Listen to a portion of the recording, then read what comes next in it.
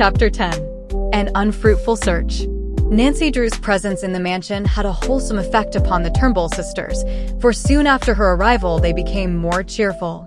Floretta announced that she felt a great deal better and insisted upon getting up and dressing. To the surprise of her sister, she appeared most cheerful when she came downstairs for luncheon. "Tell me, does this house have any particular history?" Nancy questioned, as the three sat at the table. "Oh yes, indeed," Rosemary responded proudly. "It was built in the early days when stone houses were out of the ordinary. Of course the mansion has been remodeled many times, but the original walls still stand.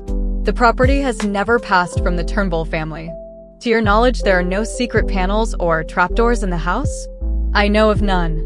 However, Floretta and I never were interested in such things until recently, and I'll admit we haven't gone over the house carefully. It's possible something like that was built in when the house was remodeled in Civil War times.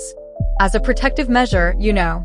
Then, if you have no objection, I believe I'll have a look around and see if I can locate anything unusual." "Certainly," Rosemary assured her. "You're free to do anything you like, and we'll help you all we can. Where will you start?" "I may as well begin in the attic and work down. If you go up there, you'll need candles. It's very dark. You see, we've never had the house wired for electricity." Rosemary hurried to the kitchen and returned in a few minutes with half a dozen large tallow candles. Before concentrating her attention upon the attic, Nancy made a preliminary survey of the entire mansion. The house consisted of 15 large rooms. On the first floor, in addition to the kitchen, butler's pantry, and dining room, there was a drawing room, a library, a sun parlor, and a reception hall. Directly beneath the first floor was the basement, which had been broken up into storerooms. The second floor was devoted to bedchambers. Rosemary explained that one wing of the house had been shut off for years, and this portion of the house at once aroused Nancy's interest. However, a casual survey of the rooms revealed nothing which would indicate that anyone had visited them in the last 6 years. A thick accumulation of dust was undisturbed. "We'll try the attic first," Nancy decided. "Later, I'll go over these other rooms more carefully." Single file, Nancy and the two ladies trudged up the narrow stairs leading to the attic.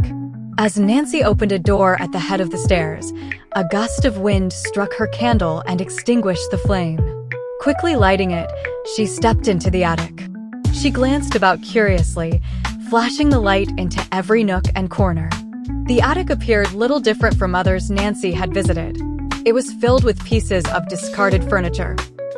A tall highboy stood in one corner, a broken rocking chair in another, and boxes were piled everywhere. Systematically, Nancy poked into the boxes and went over the walls inch by inch. The latter had a hollow sound, but she was unable to find a spring which would open a panel.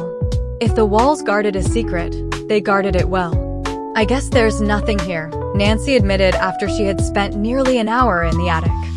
She was reluctant to leave, for although she had unearthed nothing, she could not help but feel that she had overlooked something of vital importance. "I was afraid you wouldn't find anything," Rosemary commented as she turned toward the stairs. "Now where? Shall we try the basement?" The three made their way cautiously down the stairs to the first floor and from there to the kitchen. As they descended into the dark cellar, an unpleasant musty odor assailed their nostrils. A few minutes' search convinced Nancy that the basement was not worth bothering about. The floors and walls had been covered with cement and offered no possibility of a trapdoor.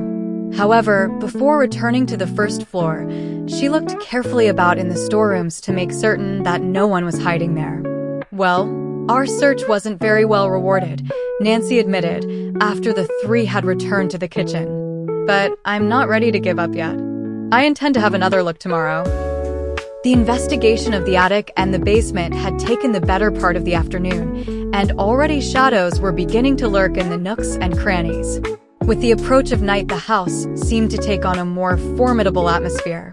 Dinner at the mansion was rather a strained, formal affair. Rosemary and Nancy made an attempt to keep up a conversation, but without much success. There was a tenseness in the air which everyone felt. After dinner, the three adjourned to the drawing room. Rosemary sat down at the piano and tried to play, but Nancy noticed that her hands trembled. After a time, she gave it up. Floretta was even less composed than her sister. She sat rigidly on the sofa, with hands tightly clasped. Involuntarily, her eyes roved about the room as though she were looking for someone. "What an odd piece of furniture," Nancy commented in an attempt to start a conversation. "Which piece do you mean?" Rosemary questioned. "The sofa. I never saw one like it." "I don't wonder. It's built-in." "Built-in? How odd. I've seen built-in bookcases and window seats, but I never heard of a built-in sofa." "It was our great-grandfather's idea," Floretta explained. "I never could see any sense in it myself. I'd much rather have a sofa that could be moved about." At 9 o'clock, Nancy announced that she would retire, and in obvious relief, Floretta and Rosemary arose to follow her example. "Don't forget to lock your door," Rosemary warned her guest as she said goodnight at the head of the stairs. "And if anything should happen, scream. We'll hear you." As soon as she was alone in her bedchamber, Nancy Drew locked the door. Then she made a hasty examination of the closet. There was nothing inside. She looked under the bed. "There's nothing like caution," she assured herself. "I don't believe a ghost will get in here very easily, but just the same I'll be prepared." Unlocking her traveling bag, she removed the revolver her father had given her and a flashlight she had thoughtfully included as part of her emergency equipment. Carefully loading the revolver, she placed it under her pillow. "There," she exclaimed with satisfaction. "Any ghost that comes prowling about is apt to meet with a warm reception." With that, she sprang into bed. She did not intend to fall asleep at once, but before she knew it, she had dozed off. When she awoke, the sun was streaming in the bedroom window. With a start, Nancy Drew opened her eyes and glanced about the room. So far as she could tell, everything was exactly as she had left it. Hurriedly dressing, she went downstairs. Rosemary and Floretta were there ahead of her, and breakfast was nearly ready. "Did you sleep well?" Rosemary asked her. "Like a log. I scarcely shut my eyes all night." "But surely nothing happened to alarm you?" she asked. "No, I didn't hear a sound." After breakfast, Nancy once more began the task of investigating the walls of the various rooms in the hope of discovering a sliding panel. She spent the morning going over the downstairs rooms. She tapped the walls with a small hammer and even looked behind the heavy pictures. "I'm certain there must be a secret opening in this house somewhere," she told herself. "But it doesn't look as though I am going to find it very easily." In the afternoon, she devoted her attention to the bedrooms, but without success. That night, she again slept with the revolver under her pillow. The next day was a repetition of the one that had gone before. Nancy began to wonder if there really was a mystery connected with the old house. Can it be that Rosemary and Floretta only imagine strange things that have been happening? She asked herself. That night when she retired, she was half inclined not to place the revolver under her pillow as usual, for it seemed a rather unnecessary precaution. Upon second thought, however, she decided it would be wise not to take a chance. After climbing into bed and blowing out the light, she did not fall asleep at once. The window curtains were up, permitting the moonlight to stream in, and for some time Nancy watched the shadows of the trees dance on the white walls of the room. "I wonder if those shadows were the ones Rosemary and Floretta saw," she thought. After about half an hour, she dozed off, but she did not sleep soundly. She awoke in the middle of the night and found that she could not go back to slumber.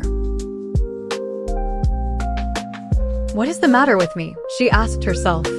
"I feel just as if something were about to happen." The house was as quiet as a tomb. Yet there was something about the silence which was ominous. "This will never do," Nancy chided herself severely as she felt a cold chill creeping over her. Resolutely, she closed her eyes, but sleep would not come. She tried the time-worn device of counting the sheep, but in vain. It was as though a faculty over which she had no control had elected to maintain a vigil. Restlessly, Nancy Drew tossed about. Then, just as she was sinking into a light sleep, she was aroused rudely. What was it that had awakened her? She sat up in bed and tried to pierce the darkness. Then she heard a noise which seemed to come from the floor below. There was a dull thud and then a blood-curdling yell. After that, silence.